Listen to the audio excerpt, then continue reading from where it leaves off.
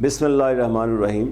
ناظرین، پروگرام دی بیوروکریٹ میں عبدالباسط خان حاضر خدمت ہے، اور آج ہمارے اس پروگرام کے مہمان ہیں جناب رئیس عباس زیدی صاحب، سینئر بیوروکریٹ. اور میں اگر ان کا تھوڑا سا مختصر تعارف پیش کروں گا، اس لیے کہ پروگرام کی ہماری جو وہ ہے ڈیوریشن بہت کم ہے.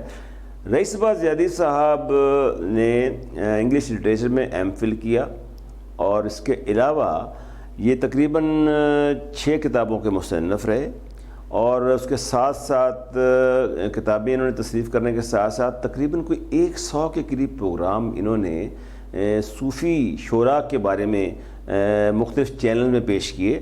میں سمجھتا ہوں بہت بڑا کنٹریبیوشن ہے ان کا، اور تقریباً 5 صوبائی محکموں میں یہ سیکرٹریز کے فرائض انجام دے رہے ہیں. اس کے ساتھ ساتھ 2 ضلعوں میں ڈپٹی کمشنر بھی رہے ہیں، جس میں رحیم یار خان مجھے یاد ہے. اور اس کے علاوہ رئیس عباس زیدی صاحب جو ہیں وہ 2 کارپوریشن کے ایم ڈی بھی رہے ہیں. Welcome to the show ji. Thank you very much. نام رئیس عباس زیدی، اور میں جیسے آپ کو جانتا ہوں کہ آپ نام کے نہیں ویسے کردار کے بھی رئیس ہیں. یہ نام کیا والدین نے رکھا؟ کیا والدین ایسٹ پنجاب سے مہاجر ہو کے آئے تھے. ابھی زمین بھی الاٹ نہیں ہوئی تھی جس گاؤں میں میں پیدا ہوا، تو اس قسم پرسی کے عالم میں ان کے ہاں ایک بچہ پیدا ہوا، اور اس کا نام انہوں نے رئیس رکھ دیا. اللہ میاں نے اس نام کی لاج رکھ لی. اس نام کی اہمیت کا اندازہ مجھے اس دن ہوا جب شیخ زید رحیم یار خان تشریف لائے. وزیر اعظم بھی آئی ہوئی تھیں، صدر پاکستان، گورنر، چیف منسٹر. تو وہاں پتہ چلا کہ پروٹوکول یہ ہے کہ شیخ زید جہاز کے اندر بیٹھے رہیں گے، اور ایمبیسڈر ٹو UAE اور ڈپٹی کمشنر جہاز کے اندر جا کے انہیں ویلکم کہیں گے. تو ہم جب جہاز کے اندر گئے تو ہماری آنکھیں چکا چوند ہو گئیں. گولڈ پلیٹڈ جہاز اندر سے. اور تو جو ابوظہبی کے سفیر تھے انہوں نے میرا تعارف کرایا، رئیس الابوظہبی رئیس الرحیم یار خان. تو میں نے اس دن اللہ تعالیٰ کا شکر کیا کہ اللہ تو نے میرے نام کی لاج رکھ لی. تو زید صاحب، یہ ماشاءاللہ جس طرح آپ کا پروفائل ہے کہ اس میں آپ کتابیں بھی ماشاءاللہ تصنیف کرنے کے لیے آپ نے وقت نکالا. آپ نے ماشاءاللہ جو پروگرام پیش کیے ہیں جو صوفی شعراء کے بارے میں، اور یہ سارا اور یہ سرکاری فرائض کی انجام دہی کیسے وقت نکالتے ہیں؟ کیا پیشن ہے آپ کا شاعری کے لیے؟ بہت سے آپ نے شعراء کو پڑھا ہے ماشاءاللہ.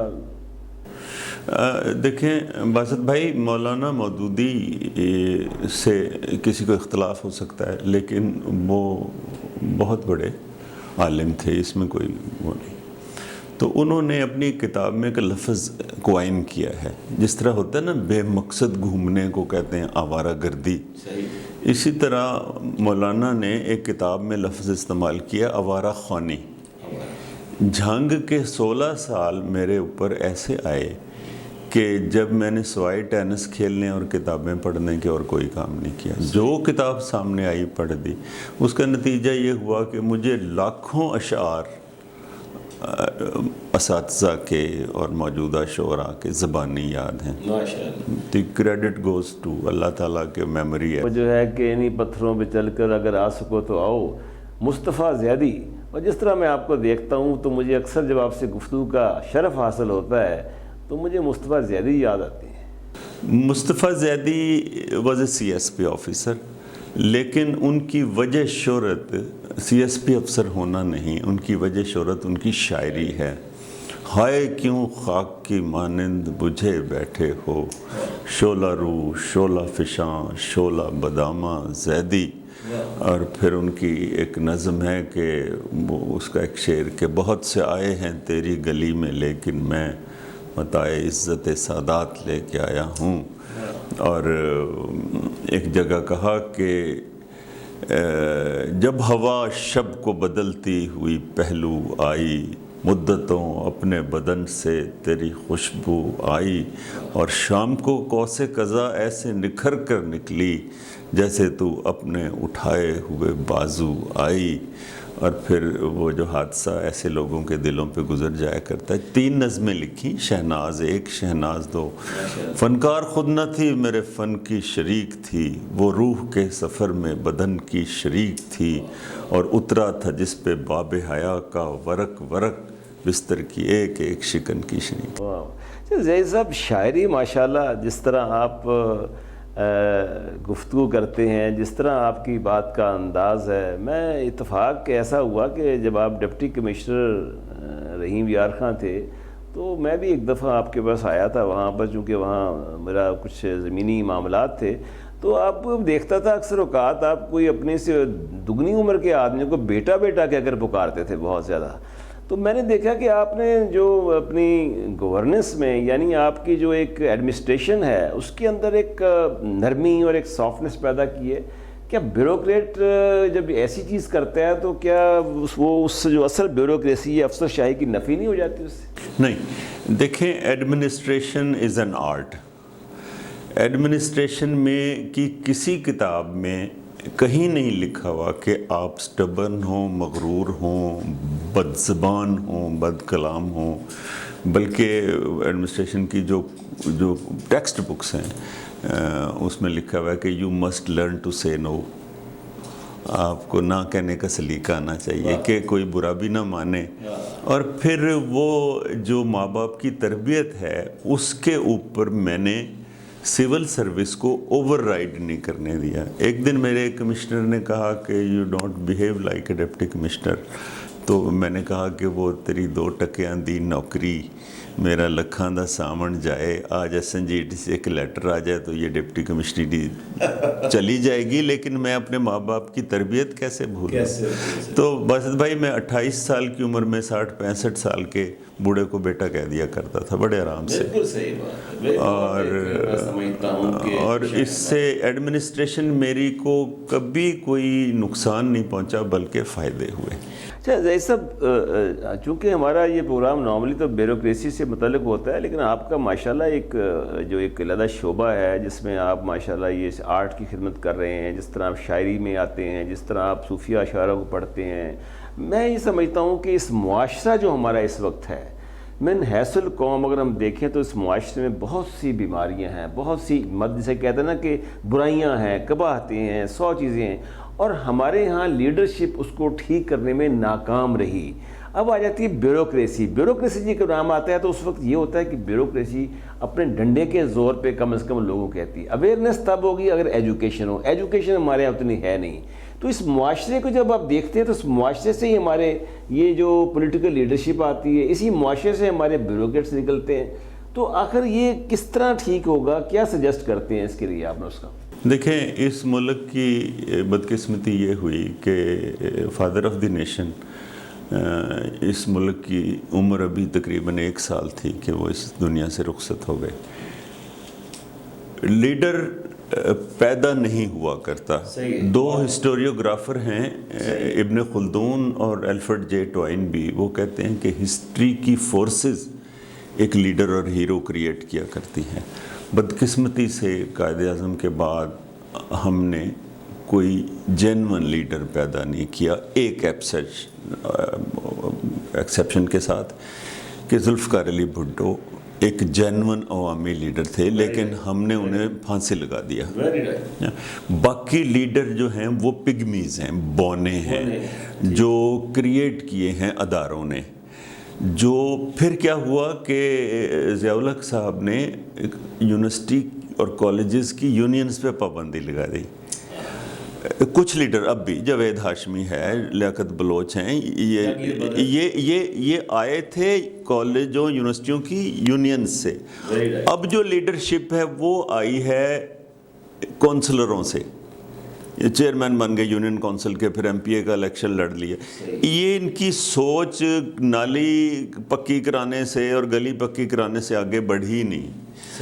اور ہمارے ہاں کوئی جینون لیڈرشپ ہسٹری کی فورسز نے ابھی پیدا نہیں کیا. لیکن جیسا مشرف صاحب جب آئے تھے تو وہ ذیلی نظام کو لے کر آئے ہیں, وہ ایک نئے سسٹم کو متعارف کرا رہے تھے, اور آپ دیکھیے کہ یہاں پر بہت سی باتیں مختلف کی جاتی ہیں. وہ یہ کہتے ہیں کہ بیوروکریسی اتنی مضبوط تھی کہ جس طریقے سے وہ ان کو سسٹم کو متعارف کرا رہے تھے, بیوروکریسی نے دوبارہ اپنے آپ کو اسی انگریزوں والے نظام میں ڈپٹی کمشنر پہ چلے گئے, اور وہ اس کو برداشت نہیں کر سکے. وہ نہیں چاہتے کہ عوامی نمائندوں کو وہ طاقت ہو.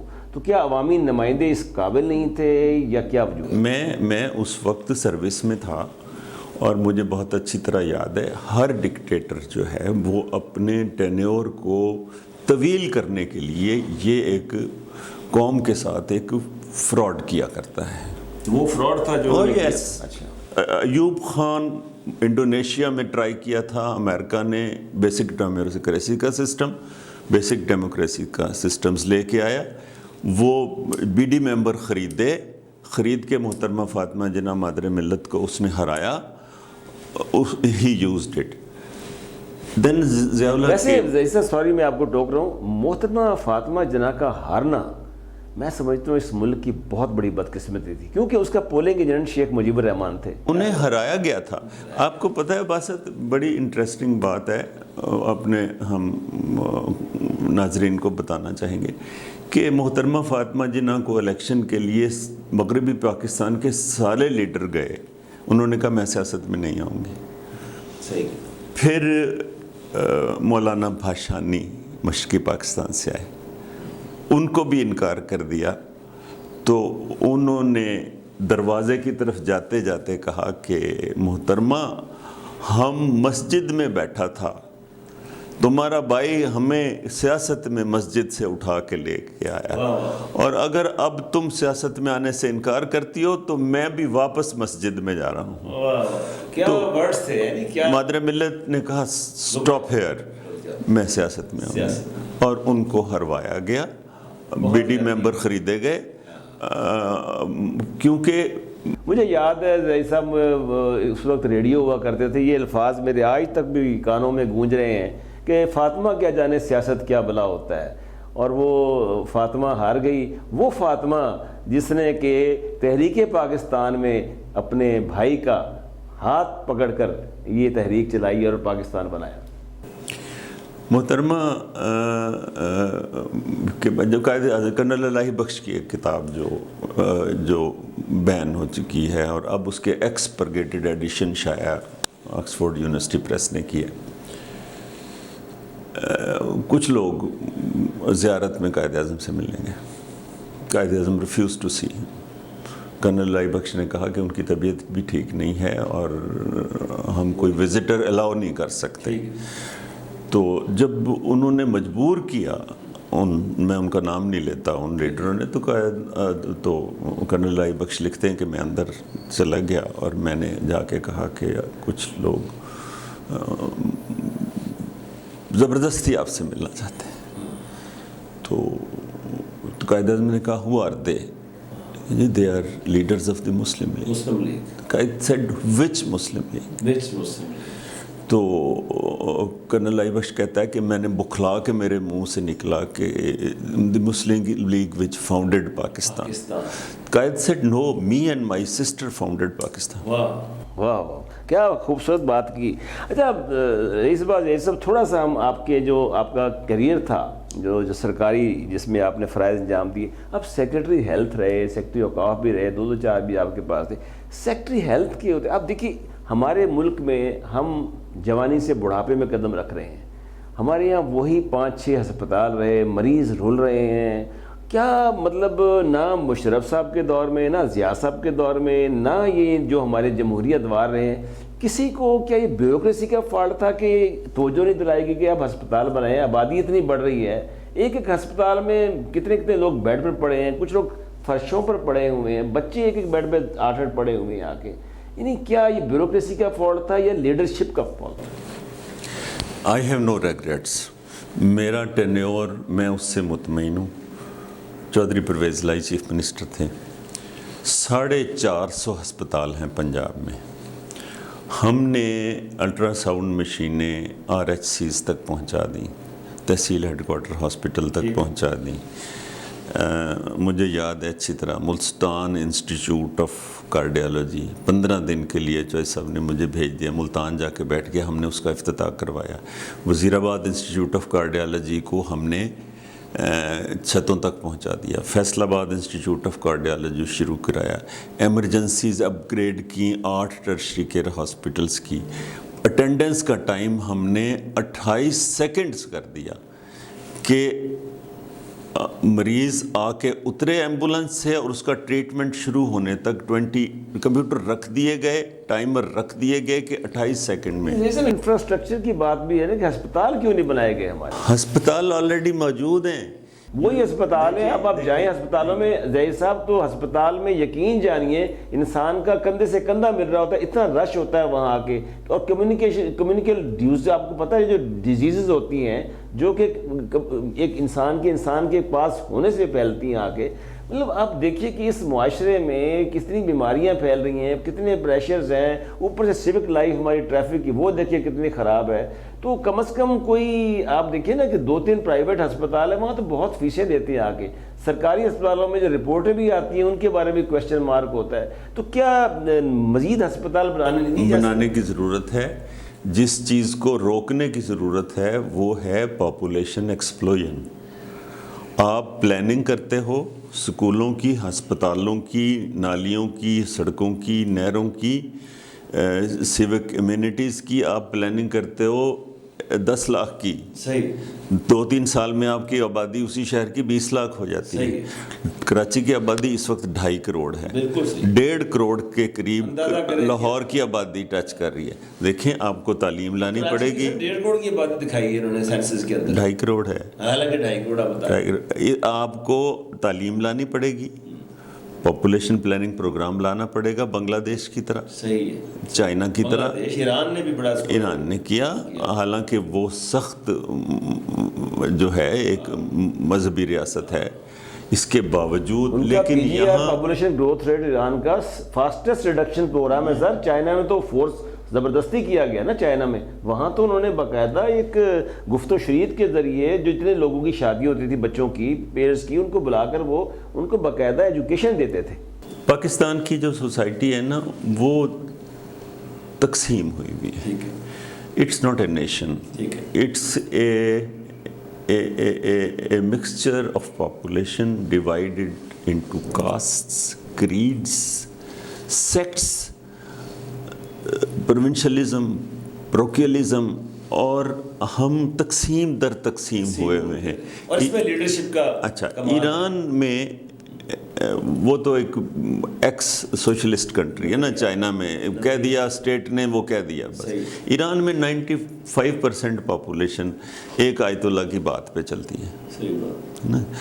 وہ یہاں کی طرح تقسیم در تقسیم در تقسیم نہیں ہے، اور ہم کسی کی بات سننے کو تیار نہیں. پروگرام کے آخر میں آپ یہ بتائیے ظہیر صاحب کہ آپ نے ماشاءاللہ اتنے سال سروس گزارے، آپ نے اپنے بہت کتابیں تصنیف کی، آپ نے ماشاءاللہ صوفی شعراء کو پڑھا، آپ نے مختلف ڈسٹرکٹس میں آپ ڈپٹی کے بھی سب جگہ آپ نے کام کیا. ایک لائف کا ایک ہوتا ہے at the end of the day, retired آدمی جو ہوتا ہے وہ یہ کہتا ہے یار کہ ایسے ہوتا ہے جب سے سرکاری نوکری سے جب ہٹتا ہے تو ایسے لگتا ہے جیسے لائن کٹ گئی. اس سے اتفاق کریں گے وہ جو لوگ آپ کو صبح شام ملتے تھے، صبح شام فون کرتے تھے، وہ آپ کا فون نہیں اٹھاتے. ایک خاصا وہ ہوتا ہے. تو کیا سمجھتے ہیں کہ اس میں کیا ہمارے معاشرہ جو ہے اس کا بنیادی طور پر، جیسے ہم نے معاشرے کی بات کی ہے، لیکن اس معاشرے کو ٹھیک کس طرح کریں کہ لوگوں کے اندر کوئی ایتھکس آئیں، کوئی یہ چیزیں آئیں کہ یار یہ بندہ اتنا خدمت کرتا رہا ہے، اس نے بڑا کنٹریبیوشن کیا ہے اس ملک کے لیے، تو میں اس کو سلام کر لوں. وہ تو دیکھ کے ہی رستہ بدل لیتا ہے. باسط بھائی میں تھوڑا سا آپ سے اختلاف کروں گا. میں ریٹائر ہوا تھا 2009 میں. 2009 سے آج کے دن تک میں نے ایک نوکری بھی کی ہے، ایک وقت میں 4 نوکریاں بھی کی ہیں.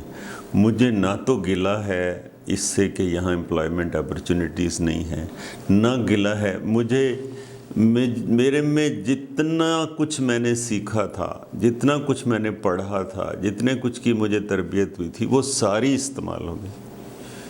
اور میں ایک دن بھی ریٹائرمنٹ کے بعد جاب لیس نہیں رہا. جاب لیس ہی رہا, ماشاء اللہ بہت اچھا کیا. اور آپ کے ماشاء اللہ بچے بھی 2 خیر سے سول سروس میں آئے ہیں, بہت مبارک ہو آپ کو. اور اللہ تعالیٰ میں سمجھتا ہوں کہ جس طرح آپ نے نوکری کی اور خدمت کی اس ملک کی, کہ ان کو بھی یہ شرف حاصل ہو.